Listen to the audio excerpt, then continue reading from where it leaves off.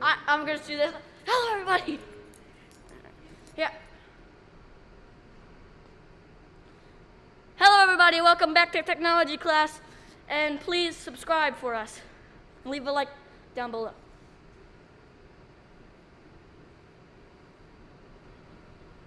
Oh, very fun, very fun. Good intro, Eli.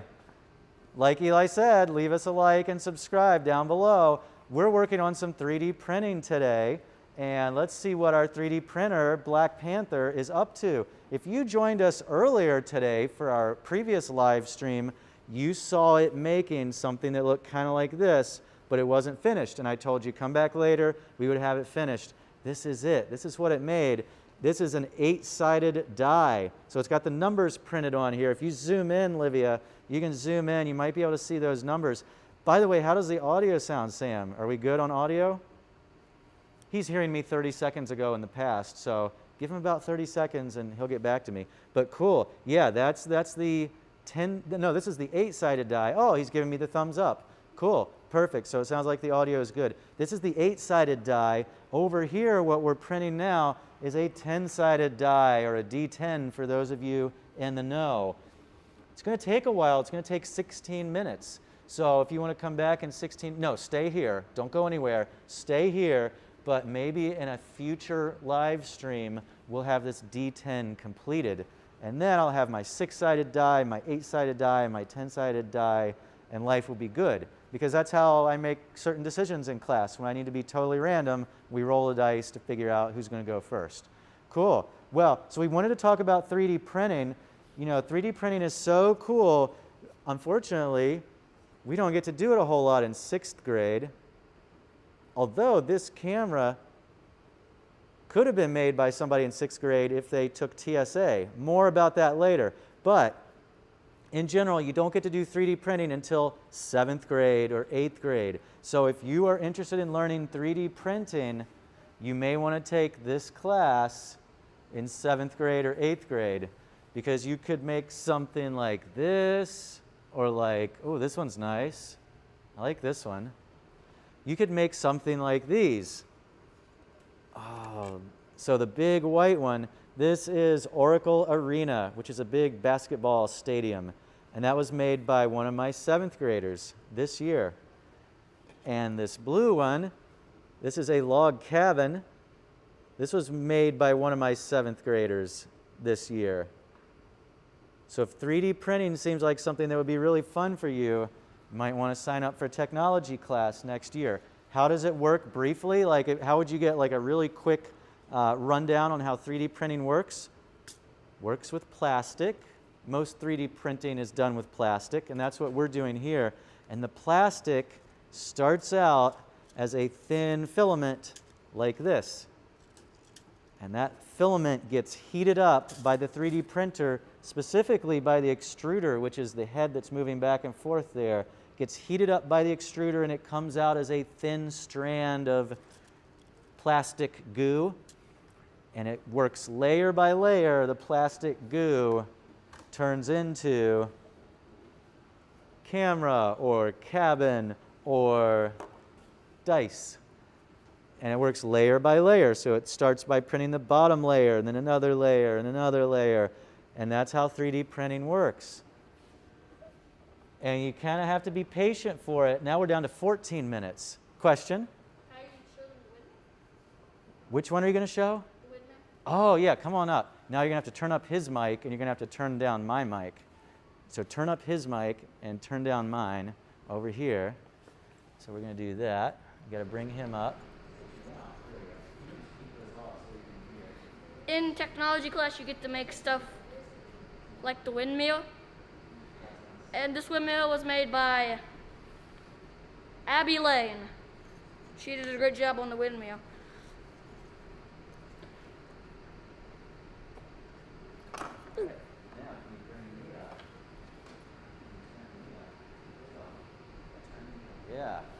Yeah, that is a really nice windmill. I love it. Cool. So I was talking just a minute ago about TSSA. You know, if you're in the 6th grade and you're like, oh, I really want to do 3D printing and some of these things that we don't normally have time for in class, if you join the TSSA club, It's kind of a workaround. You can get to do more advanced things as a 6th grader. But unfortunately, TSA is over for this year. You're going to have to wait until the fall to join us back up. Probably we'll get started back up in November. But TSA is an after-school club that you can join. It's kind of like the FFA, which is for agriculture students, but TSA is for technology students. And we compete with other schools in categories like dragster. More about that in a second. But TSA is really great. You might want to think about that for next year. Listen to the announcements so that you know when we're starting TSA back up again. Okay, back to the dragsters, because that was something else I wanted to tell you about. In 7th grade and 8th grade, we make these CO2-powered dragster cars. So we place a CO2 cartridge in the back, and these cars go flying across the cafeteria. And you might think, oh, that's nice that you buy these cars already made. No, these are not already made. We design these on the computer to look like exactly like you want. So you learn computer design with AutoCAD. Then we go into our wood shop and we use the saws and we cut them out. We spray paint them, put the wheels on, and then we race them. I think I want to show you a video of what that looks like. So I'm going to get my director over here to go into Adobe Premiere. And we're going to show this to the people at home. Excellent. We're going to do the fade 300 milliseconds thing. So what that means is that the people at home are now seeing this screen. They're not seeing the Facecam anymore. They can hear me, but they just can't see me. And what we want to do now is play over here, because I want to show, and you all here in the classroom with me right now, I want you to see this, because these are some of the cars we made earlier this year with my 7th and 8th grade students. Now the video is playing back a little bit laggy, it's a little bit halting, because it's so hard for our computer to play 4K video and do a live stream at the same time, but it's doing an okay job. Okay, so that's an example of AutoCAD right there. That's where we draw the car, and we measure everything out really precisely. So we plan it before we cut it out. Then we print out the car, we glue it onto a block of wood, then we drill the axles using the drill press. Then we cut it out on the scroll saw. And it looks like that when it's all cut out. And then we sand it with our sander. That one's the disc sander. Oh, but mostly what we do is we sand it by hand. Lots and lots of hand sanding. Once it's smooth, then we can spray paint it. You can pick out whatever color you want. Oh, that is cool. We've got all kinds of colors of spray paint. That is so cool. And then we race it. Watch how fast these are. They're fast. They're really, really fast. Watch this again. They approach 30 miles an hour. They're like 27, 28 miles per hour. And that's the slow motion camera right there. Because sometimes we need that camera to know who won the race, because it's that close. Cool, let's do the fade 300 milliseconds button, and we'll bring it back to the Facecam. Very nice. So if you like building cars out of wood and designing them on the computer and then racing them, technology is the class for you. If you like 3D printing, technology is the class for you. And I think we talked about drones last time and Lego robots. So tons and tons of fun stuff. I'm going to go check my notes here and see if there was anything else I needed to tell you about today. We probably should switch the director out at this point. So you guys want to switch directors?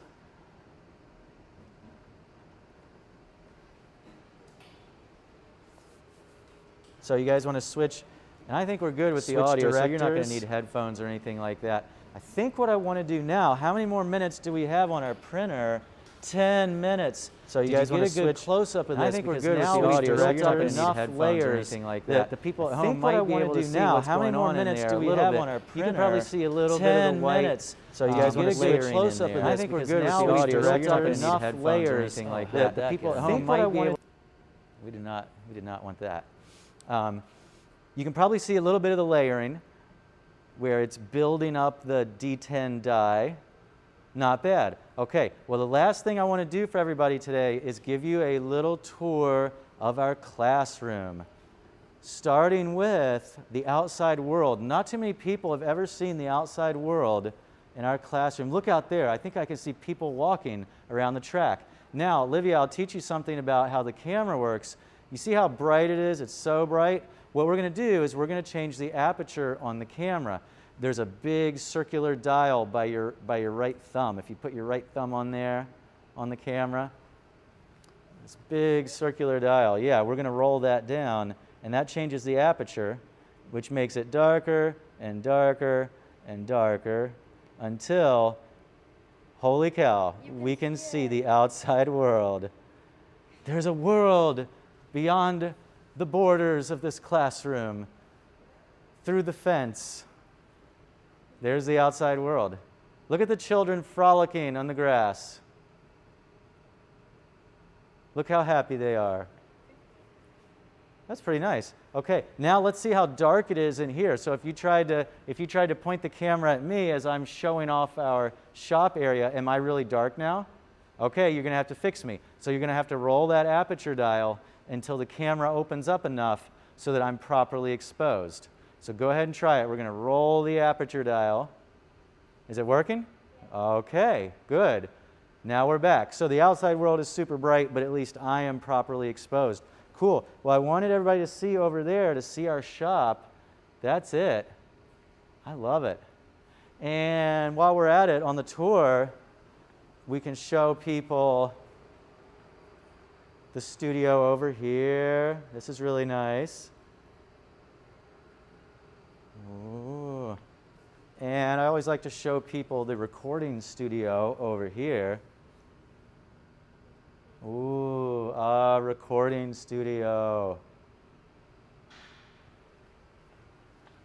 I think I want to have my director get to do something a little bit more challenging so that he gets to have some experience. So let's do that fade 300 millisecond button, which is right there, fade 300 milliseconds. Now that means that people at home are watching whatever is on your screen over here. So they're seeing all this stuff. Let's go into our Chrome tab right there. And oh, I guess it's behind. There it is. Cool. Yes? We'll get there soon. We're getting there soon. Okay, so people can see the graph that shows us that nobody's watching our live stream, which is kind of a bummer. But let's make a new tab. Yeah, we'll make a new tab, and let's go to YouTube. And let's do library over here. Now, these are some really great videos. You can see what I'm thinking about watching later. What's inside a Tesla engine. That would be something good to watch. That's pretty cool. Let's look at... let's go in here and let's look at our channel. So I always go into that icon and I do your channel. I'm trying to think if there are any videos that I haven't shown you guys yet that you really, really have to see. Let's scroll down.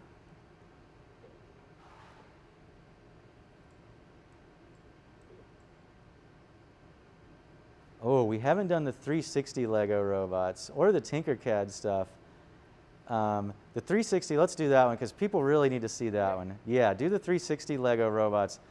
Oh, and it makes us watch an ad. This is so depressing that we have to watch ads. Oh, look at me. There's me. Full screen?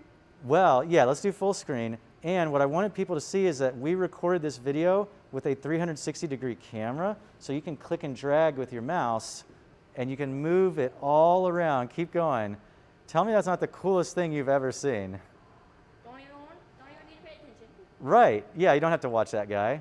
You can watch whatever you want.